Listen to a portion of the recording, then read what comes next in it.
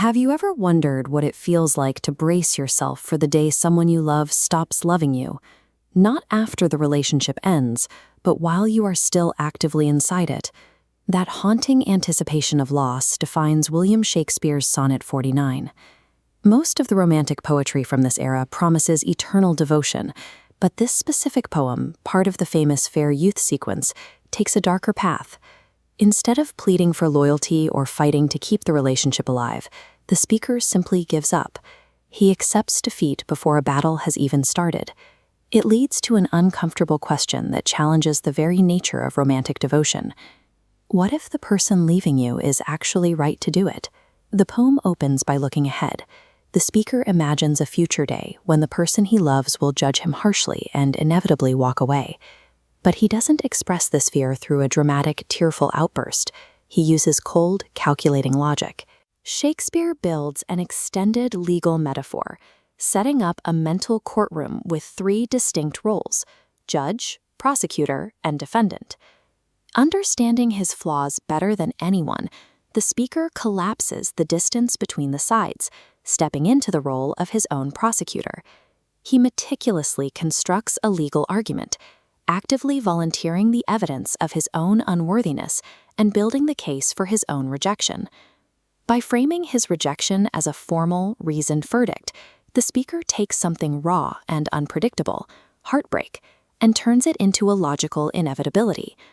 Moving into the middle section of the poem, the speaker takes this surrender a step further.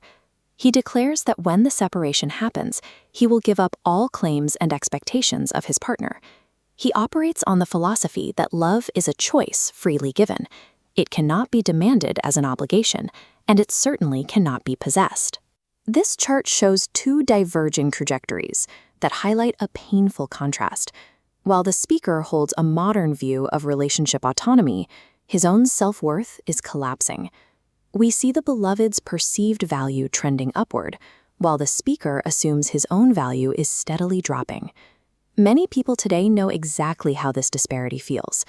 It is the quiet worry that success, fading youth, or simply changing life circumstances will eventually cause a partner to look elsewhere.